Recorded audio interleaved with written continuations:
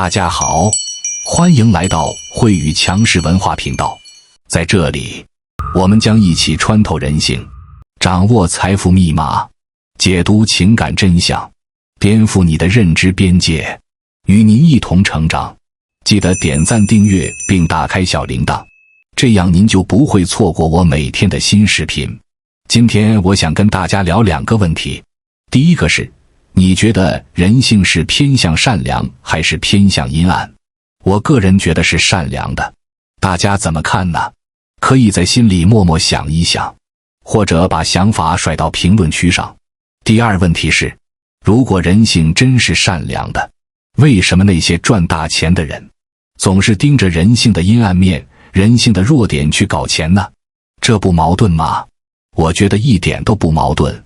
人性就是这么复杂的东西，今天慧宇就来拆一拆，怎么样靠人性七宗罪赚大钱？这七宗罪还有哪些角落是我们能挖一挖、能创业去搞的？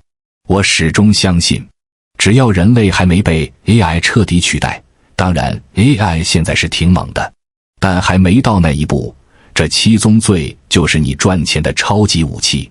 七宗罪是啥？色欲、暴食、贪婪、懒惰、愤怒、傲慢、嫉妒。经典七件套，听着就刺激，对吧？想在2025年或者未来赚点钱，看完这篇再说吧，别急着划走。顺便，大家也可以扒一扒自己踩了几宗罪的坑，看看中国最火的前20个 App， 哪一个不是靠人性七宗罪、人性的小九九在吸金的？我敢说没有例外，咱们一条条来扒。先说色欲，我报几个名字，你猜猜他们是干嘛的？陌陌、探探、赫兹、真爱网。你第一个想法是啥？是不是约会神器？哈哈，没错吧？别装了，我知道你懂。我猜你跟朋友聊天时，肯定聊过这些软件上遇到的奇葩事和奇葩人。比如谁约了个奇葩对象，结果见面发现完全不是照片那回事儿，或者聊了2句就露馅了，对不对？我认识一些这类软件的内部朋友，甚至跟几个老板聊过天，他们心里其实有个很单纯的愿望，希望用户通过线上聊出感觉，然后线下见面交朋友，做个正儿八经的社交平台，而不是奔着约会那2个字去。他们还跟我吐槽，说有时候看到用户评论都觉得心酸，初心完全被歪曲了。初心是啥呢？因为现在大家线上时间越来越多，线下社交少了。你想想，疫情那几年，大家不都宅在家刷手机吗？他们想通过线上搭桥，让灵魂碰撞，在线下见面，多好的一件事儿，挺浪漫的吧？但现实呢？你下载这些软件，真的是想找灵魂伴侣吗？别逗了，大部分人难道是奔着心灵交流去的？哈哈，我看未必吧，可能就是寂寞了，想找点刺激。我问过一个朋友，他说我下了陌陌，就是想看看附近有啥人能聊2句，至于线下见不见，随缘呗。你看，这就是真实想法。那为什么这些老板想做交友平台，最后却变成了约会基地？这就是人性的阴暗面啊，挡不住的。所以我开头问了，人性到底是善良还是阴暗？值得琢磨。如果真是善良的，为什么一提到这些软件，大家脑子里蹦出来的就是约会神器，而不是交友平台？我有个朋友在这种软件做过运营，他跟我说，他们最怕的就是用户流失，所以得想尽办法留住人，哪怕偏离初心。对那些有好初心的老板来说，他们也很无奈，挡不住用户的需求。色欲是啥？是人类最原始的冲动，七宗罪之一，几千年前就写在书里了，挡都挡不住。而且再想想，如果这些软件没这层属性，用户会多起来吗？想找对象结婚的人有多少？可能就那么一小撮吧。真正认真谈恋爱的也就那几个，但对色欲的需求，谁没有呢？别说男女不一样啊，都差不多。我认识的女孩子也有刷这些软件的，承认吧？哈哈，算你坦诚。一个软件上线后得发展，得抢市场，所以就得迎合这点。没办法让你不美颜就发照片，谁会素颜自拍呀？都得修修吧，没办法让你完全按出心走。据说陌陌上线以来，撮合了几十亿次聊天，这些聊天都成正果了吗？都奔着长久关系去了吗？我看未必，80%以上怕是冲着色欲去的，甚至有人聊2句就直奔主题了，效率高得可怕。所以想赚钱，社交领域永远是大金矿。我前2天还跟一个创业的朋友聊，他说现在社交软件竞争太激烈，但机会还是有。举个例子，美国有个小团队搞了个叫 Telegram 的东西，团队不大，但市值冲天，成了现象级应用。他玩了个新花样，发照片给你看，但你看完就自动销毁，是不是很适合发点私密东西？不怕留底，当然早期能截图，现在好像防住了，我好久没用，不太确定。我还听说过一个国外的软件，主打匿名聊天，你连对方是谁都不知道，聊完就散，刺激吧？这不就是抓住了色欲的点吗？所以只要你能整出新玩法，社交赛道永远有戏，别以为没机会了。再说贪婪，这在中国市场上到处都是，比如短视频带货、京东、唯品会，哪个不是抓着贪婪在搞钱？贪婪咋赚钱？简单来说，就是让用户觉得自己捡了个大便宜。带货直播咋回事儿？全网标价拉得老高，比如一件衣服标个500块，直播间给你原价150，你一看，哇，便宜这么多，买！我上次刷到一个直播，卖个什么养生壶，全网价699，直播间199，还送个杯子，我都心动了。后来想想，我根本用不上啊，但还是差点下单。我们都知道这是套路，但就是跳不出来，还乐在其中。为什么？因为贪婪啊，想占便宜的心谁都有。还有啥？包邮你就买，不包邮再便宜你都不动心。我有个朋友，买东西就看包不包邮，哪怕多花10块钱包邮他也愿意，便宜5块不包邮他就 pass。 明知不理性，还是管不住自己，这就是贪婪。那这块还有机会吗？绝对有，只要人活着就有戏。想靠贪婪赚钱，2步走，猛推你的产品，让用户觉得自己赚了，这俩缺一不可。光宣传没人买不行，光便宜没人知道也不行。经济学有个词叫平衡，啥意思？就是我不赚你钱，企业刚好 cover 成本，付完员工工资，没利润。对用户来说，这不挺好吗？对吧？企业没坑我钱，良心商家呀。但这平衡是为啥？为了占市场。有公司甚至亏钱卖东西，每单亏一点，关键是让用户知道自己占了便宜。举个例子，某车企老板造车，每卖一辆亏点钱，大家都知道，对吧？他还公开说过，亏钱也要做。为啥？占市场。今天亏点小钱，明天赚大钱。今天让你爽，明天我爽，量大了就够了。我有个朋友是车迷，他说这种策略在汽车圈很常见，尤其是新能源这块，烧钱拼销量。这老板也没办法，手机市场饱和了，只能冲电动车和 AI， 硬着头皮上。我有个同学在电商公司干过，他跟我说，他们公司有段时间卖货是真亏本，就是为了冲销量、抢用户。后来用户多了，慢慢提价就赚回来了。我得强调一下，咱们讲这个，不是说这些商业行为有多坏，而是人性就这样，谁都想占便宜，谁都贪婪，商家不过是顺着人性走罢了。你说是不是？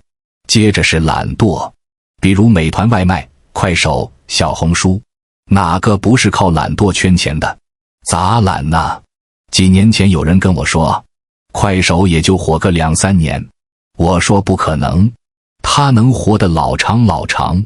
我当时就跟他打赌，说只要没啥技术大突破，或者有新壁垒高到快手学不会，他就一直会火。结果呢，我赢了，哈哈。为什么？他把人性的懒做到极致。我常跟朋友说，人是啥？能躺不坐，能坐不站。我能刷1分钟视频看完一部剧，干嘛花2小时去看？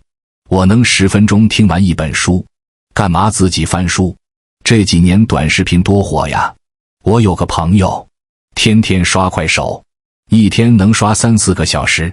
问他看啥，他说啥都看，就是不想动脑子。这就是懒惰。我们这个号做了快1年，攒了200多万粉丝。为啥？一是粉丝想上进，二是我替他们看书查资料，他们不用动了。我有个粉丝私信我说，你讲的东西我都懒得去查，反正听你说完就懂了，省事儿。这不就是懒惰吗？如果有人特别严谨，非要自己看原文，他不会关注我，因为我讲的东西有我的理解，甚至加了比喻，丢了点原味。比如我讲过一个经济学概念，用了个买菜的例子，听着好笑，但原文可没这么接地气。哎，就是这样。饿了么呢？本来吃饭的穿鞋出门，挑个馆子吃顿热乎饭。我以前周末就喜欢溜达着找个小店吃点炒菜啥的，现在呢，懒了，点个外卖，20分钟送到，可能是预制菜，莫外面好吃，但懒惰让你买单。我前几天点了份外卖，鸡腿饭，送到一看，肉少得可怜，我还吐槽了一句，但还是吃了。为啥？懒得出去呀。那咋靠懒惰赚钱？我觉得还是大蓝海。投资人总说红海红海，但只要人性在，就有戏。举例，我为啥养猫不养狗？狗得溜，限制我出差旅行，还得捡屎。我有个朋友养狗，天天抱怨早起遛狗累死了，我就说，你咋不弄个自动遛狗的？他眼睛一亮，说真有这玩意儿他就买。我能不能搞个遛狗神器？ AI 导航，会点防身术，谁偷狗揍谁，还自动捡屎，3000块钱一个，你买吗？不买，因为没狗。哈哈，我前阵子去泰国玩了几天，猫咋办？自动猫砂盆加喂食机，还带监控，省了我请人的麻烦，也不用铲屎。我算过账，请人看猫1天50块，10天500，我这设备也就1000多，划算啊！这就是懒惰的价值。然后是愤怒，你有没有卸过啥 app？ 以前很上瘾，后来删了。我有，知乎刷多了全是杠精，心烦。王者荣耀也算，队友坑了喷队友，对面蹲草杀了你喷对面，天天拿他泄愤。我有个朋友打王者被队友气得摔手机，后来直接卸了，说再也不碰了。知乎呢，我以前也刷，后来发现上面有些人阴阳怪气，憋了一肚子火，删了舒服多了。如果我开个健身房，绝不说叫你当职业选手，我就写砸掉愤怒的健身房。弄一堆沙袋让你砸，加点花样，比如沙袋能喊你加班吧，你活该，让你把火气撒出来，身体还健康。想学专业的人少，但谁不需要发泄？我有个同事，天天被老板骂，回家就想砸东西。我说你去打拳吧，他还真去了，说爽爆了，每个人都有气，对吧？我收费不高，弄一堆沙袋 ，AI 加持，能扮演你老板、前任、傻 X 同事，说他们平时的气人话，你就揍，拳到位，手还不疼。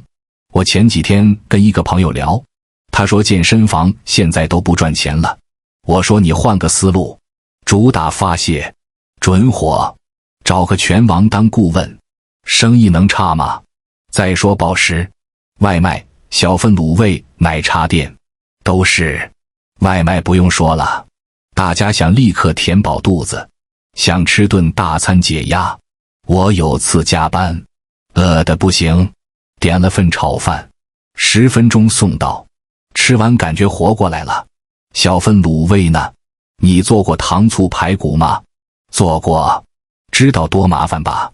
得炖半天，高压锅都得花时间。我妈以前做排骨，得一下午，现在谁有这耐心？外面吃的排骨咋样？越来越不行。为啥？预制菜，默认现做，可我得让你立刻爽到，及时性第一。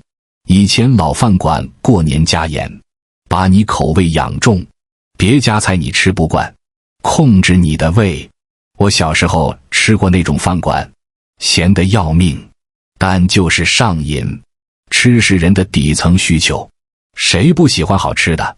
我去欧洲后，回国吃甜品就没劲了，那边甜品甜到酷，配杯咖啡正好，回国甜度降了，吃不下，味蕾被拉高了。暴食跟健康挂钩，所以不建议在这赛道搞钱。奶茶咖啡呢？我有个朋友天天喝奶茶，说戒不掉，奶香加茶饮，太上头了，这不就是暴食吗？第6是傲慢，想到啥能靠傲慢赚钱？微博呀，有些人学历高点，就爱以上帝视角指点你。我刷到过一个回答，问题明明很简单，那人非要拽一堆术语，搞得特高深。看完我只想说，你可拉倒吧。还有啥？有人吃饭只认高端餐厅，出国只住顶酒店，为啥？要显摆自己跟别人不一样。我身边有这种人，张口我们这圈子如何如何，烦死了，都是普通人。你啥圈子？我有个大学同学就这样，天天说我们金融圈。我心想，你1个月工资也没我高，装啥呢？新中国都76年了，网上查查，水祖上不是苦出身，但这圈子真能卷钱，满足傲慢感。我们资产多少多少的圈子，多牛啊！其实我也有这毛病，偶尔会说你咋连这都搞不定？这就是傲慢。咋靠它赚钱？让人买不需要的东西。身家1万买个 Gucci 正常，可月薪2万非买个包干吗？挤地铁背个 LV 有啥用？我见过一个女孩，工资不高，攒半年买了个包，天天拍照发朋友圈，值吗？哈哈，每个人都想高人一等，最快不是提升自己，太累了。买个贵东西多简单，有些人年入100万，非买个几百万的车，真需要吗？抓住虚荣心就能赚，最后是嫉妒，最恶心的一宗罪。别的罪我爽了，嫉妒使我痛苦了，还赚不到啥。有没有靠嫉妒赚钱的？有啊，朋友圈、微博、小红书，全是。你刷小红书，看人家精致生活，自己咋没有？得去打卡。朋友圈晒照，是给谁看？让别人眼红，自己得意，可我看了又不爽。他咋比我强？我也得晒个更牛的。我有个朋友，去趟海边拍了几百张，休了2天，发了一条朋友圈，问他累不累。他说累，但值。现在出去玩不是玩了，得住高档酒店，吃预约餐厅才算数。初心呐，忘了。我问你，喜欢真还是假？真。那你发自拍修图吗？修啊，哈哈，谁逃得过七宗罪？人生下来就带着。拍风景不修，太懒；拍自己得磨皮。美颜啊，为啥火？抓的就是嫉妒。马斯克都说少刷微博，看多了假生活还当真，攀比半天没意义。这7宗罪你中了几条？哈哈，行，希望大家能靠人性赚大钱。